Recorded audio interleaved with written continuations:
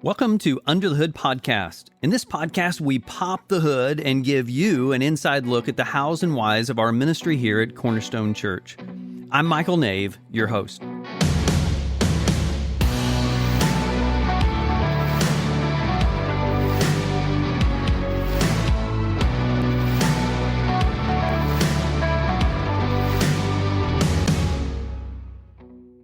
It is so good to have you along in this episode, and I can't wait to start this conversation with Charlie Cox. Charlie, thank you for being here today. Thanks for having me. So today we're going to talk about prayer and this growing, passionate group of people who are praying for our church. But before I get into all of that, take us and introduce yourself. Like, you've been around Cornerstone since the old building, like Yes. out at Bainbridge. When did you get connected at Cornerstone? I was here in 2009, late 2009, Okay. and surrendered to Jesus in 2010, was baptized at the end of 2010. So we're looking at almost 13 years now, 14 years. Yeah, Yes. it's been a while. It has been a while. Okay, so now jump all the way ahead to prayer team. Like, how did you get involved in the prayer team? How did that get started? Kind of frame that up for us. So there's been a prayer team at Cornerstone for a long time. I was just never part of it. I mean, I saw it and I knew about it, and I was just never a participant in the actual team itself. But there was a season of life that it was a rough one, and God spoke to me through that season of life through prayer that led me to believe that I could feel Him talking to me about this is kind of where you need to be, but I didn't know what it looked like. And then around about it was during COVID. It was right in the middle of COVID, in the middle of 2020.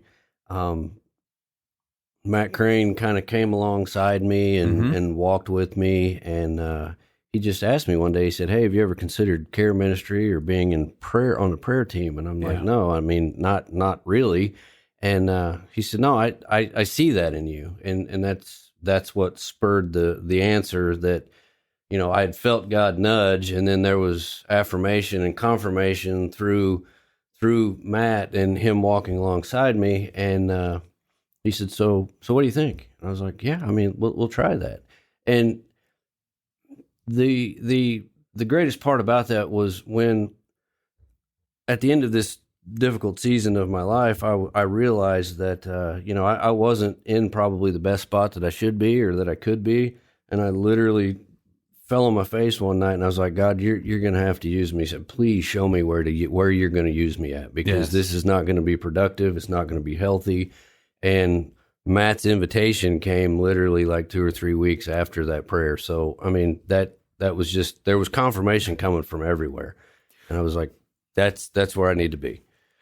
We haven't even gotten into our conversation specifically about the function of the prayer team. And you've already given us a beautiful guidance in discerning God's will. Like, you described a difficult season in your life, which God regularly uses difficult seasons in our lives. And then you mentioned someone who saw it in you. And then you said, "Hey, I'll try it." So difficult season, the testimony of another, and willingness to try. What beautiful guidance you've given to all of us in discerning where God might use us. So thank you for that. So Charlie, now let's take that into prayer team.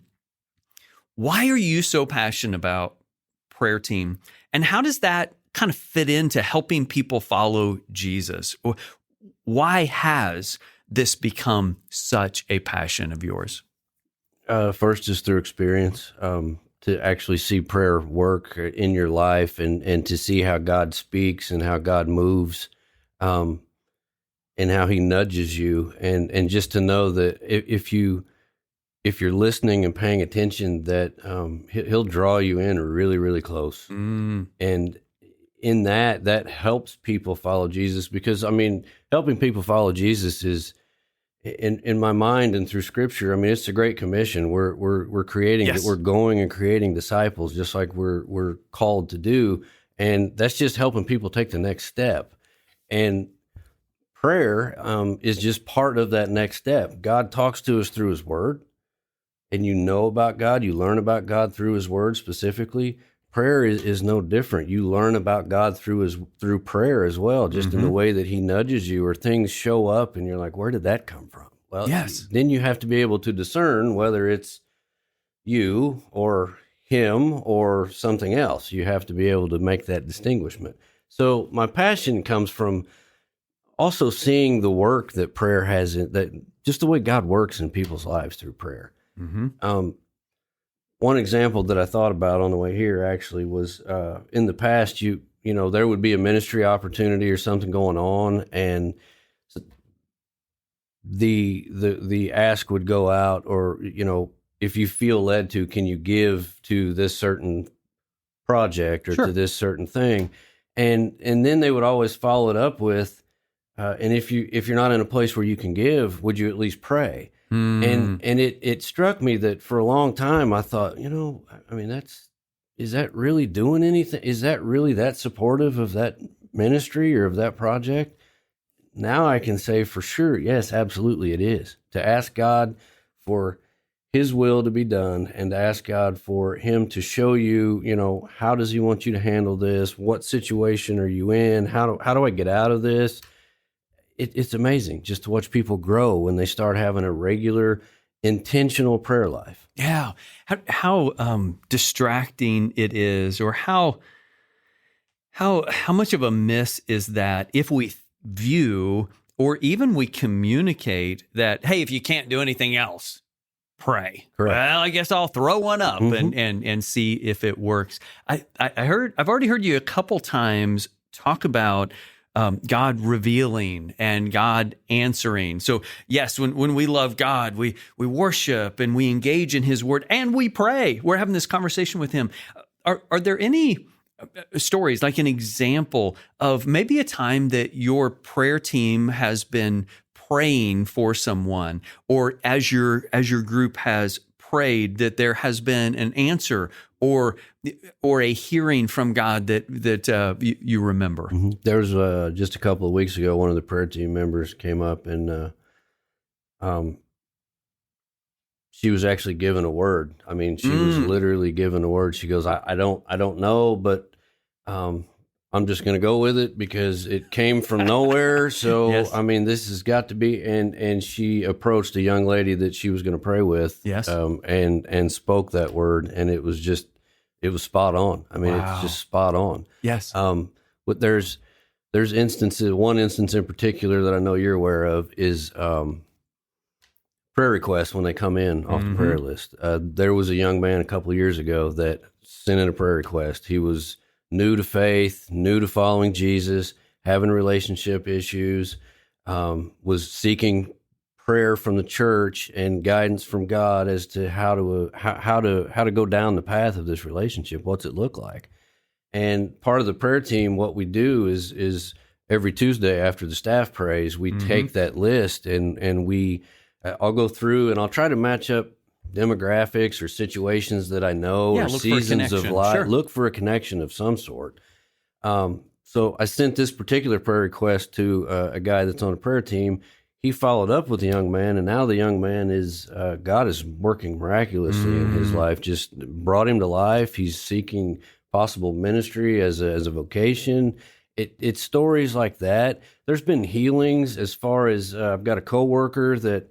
She asked the prayer team to lay hands on her at a service probably 6-7 months ago. She had a first scan, and there were like 4 nodules that they found, and we laid hands on her and asked God for healing. And we pray specifically. We don't throw blankets. We go specifically at what the person wants God to do. Yeah, and we laid hands on her, and her next scan, instead of being 4, there were 2. And the next scan, instead of being 2, there were none. Oh, wow. And it's just like this. I mean, prayer is powerful. Yes. It's not just not something you do. It's you communicate with the creator of the universe. And it's powerful. Charlie, it's almost like you believe in this. Yes, absolutely. Time and time again.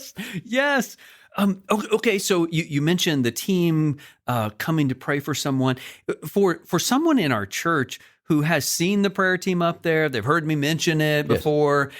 What happens when someone walks over to a prayer team member? What am I signing up for? What am I getting myself into if I step up to a prayer team member? What's going to happen? So the first thing, just know that if you step forward and you want prayer, that number one, you're not really presenting yourself to us for prayer. You're presenting yourself to God. We're standing in the gap. Mm-hmm. We love to pray for people. Even before we know what's going on, we're already, if we see you approaching, literally, I mean, we're praying at the time of God, just help us, help give us the wisdom, help give us the words, help us give us discernment. So if they approach, the first thing you're going to get is prayer team members going to say, would you like prayer? We've got to make sure, because sometimes they're going to communion and you don't want to get in the way, but they'll come up and we'll ask, what would you like us to pray for? Specifically, what do you want us to pray for? And once they give us what that is, we'll ask, is it okay if we put our hand on your shoulder, or if you'd rather not? We don't want anyone to be uncomfortable. Okay. I mean, all we're asking God to move in your life and reveal what it is that you're looking for. But we're not going to make you uncomfortable. And then we're gonna ask God. We're gonna pray. We're gonna pray specifically for what you asked for. And if during that prayer, we get a nudge and God reveals something to us, and it happens, I mean, we're gonna pray for that as well. Okay. So, and then from that point, our prayer team members are encouraged, and so are the people that receive prayer. They're encouraged to fill out a prayer card for the church. Yes. Drop it in the box or do it online, and then that will end up on a list that the staff prays over on Tuesday. So, I mean, that's really what. It's not scary. I mean, it can be. Depends on if you're used to it or if you're not used to it. But there's nothing to be intimidated about. We love you. We care for you. We're just there for you to stand in the gap between you and God if you're not sure exactly how to do that. And occasionally we get people that come up and they literally want to give their life to Jesus right then and there. Yes. And that is beautiful. Absolutely beautiful. That's right. What an incredible and beautiful invitation to engage with the prayer team who desires to stand in the gap. Like, you're presenting yourself before the Lord with a partner in prayer who is standing in the gap with you, is listening to the Lord, is not trying to preach a sermon at you or impose upon you, but to come alongside you and to bring you before the Lord and to listen with you to the Lord, what he might have to say, and nudge for that team members there. And then you're invited to fill out a card, which means the staff's going to pray for you. Our elders are going to pray for you. Our prayer team is going to have that to be able to pray for you. So it's not a one and done. When you come forward for prayer, we're inviting you to have several partners in prayer with you, standing in the gap in that. How about if someone's listening and they're saying, wow, I want to be part of that. I'd like to be on the prayer team. What does it look like to get involved in the prayer team? Like, preparation? Are you going to train me? Are you going to interview me? Like, how do I get involved? And then what would I do in serving on the prayer team? Sure. So first step, if you're listening and this is something that sounds like that God might be calling you to serve on, if you go to the website, at the top of the page, hit connect, and there's a drop down. It says care ministry. Great. If you click on that, there'll be a list of some care groups that are there, and then below that you can get to my email. If you click on the email, you can send an email, and we'll go from there. Wonderful. From there, I'll reach out. We'll talk. See what how God's moving in your life. Yes. What prompted you? What leads you into this area of ministry? We'll set up a time. Typically, we have prayer team training once a month, right after First Steps. It works well because with First Steps, you show everyone the ministries. And then the next week, if they're interested in care ministry, usually that's when we have the training. So then at the training, we'll talk about just kind of like what we just said about how to let people approach you, how to handle it when people approach you, just things like that. And we talk about kind of the do's and don'ts. You don't want to make people feel uncomfortable by any means whatsoever. And always remember that you're not the hero. Jesus is the hero. Yes. And then we talk about what being on the prayer team looks like, not only in the service, but also prayer list, the prayer requests that come out on the list, how to handle those, what's kind of expected when you get one of those. And also just recently we started praying before the service, during the service. I mean, we've been praying prior to the service. We usually come in about 30 minutes beforehand. And a group of whoever's available comes in, they know we're there, and we're praying over the service. We're praying for protection for you. We're praying for protection over whoever's teaching that day, over the worship team, asking that, loads would be lifted, that God would reveal himself, that hearts would be changed, lives would be changed, every service. And there's been a passion and another, it's another God nudge just among different people that, maybe we should do this during the service. I mean, constantly, not just sitting in the worship center from time to time, but constantly. 1 Thessalonians 5:17, pray without ceasing. Yes. And that's what we're after. We're praying without ceasing. So now we're in there during the service, praying for everyone in the congregation. It's also, it's available. I mean, if there's going to be someone in the prayer room at all times. That is one of the most exciting developments that I've heard recently is having team members in the prayer room during the service. So now it has become before, during, after, ongoing, like you just described in a really beautiful way, praying without ceasing. Yes. To be a people who are consistently, without ceasing, calling upon the Lord. And then as you described what you described, it's like, oh, wow. For someone who's interested, they're not going to just get thrown into it. No, you actually shadow a prayer team member for as long as it takes for you to be comfortable. Okay. And even after that, I mean, we meet again. I'll talk to you again and say, hey, I really want you to pray about this to make sure that this is where you feel like you need to be or where you're called to be. Because we don't want you to be uncomfortable by any means. There's to jump in a ministry where you're not called or gifted, it makes it really uncomfortable, and that's not what we want. We want you to find your wheelhouse as to where God's calling you to serve. Which takes us all the way back to your story, where you had a difficult season. God saw this gifting in you, or excuse me, God saw it in you, and Matt saw it in you, and then you said, hey, I'll try it, and see. So you've passed that on to our team of giving people an opportunity to step into it, to be trained into it, and to confirm that this is a place that God has for them to serve. Charlie, it is such an incredible privilege to get to do ministry with you. I am so thankful that you heard his call and that passion has been growing and continues to burn in you. Thank you for your leadership of the prayer team. Thank you for your part and for challenging me, for challenging our church to be a people of prayer. And as you said, continuing to make sure that Jesus is the hero of the story. Absolutely. That's one of the things that we've really been praying for, is that God would move in the church to make us a praying church, not just a church that prays. Yes. Where prayer is part of their DNA. It's part of their daily culture. It's not just we sit down before a meeting, we sit down before supper, right before bed, but it's constant. Mm-hmm.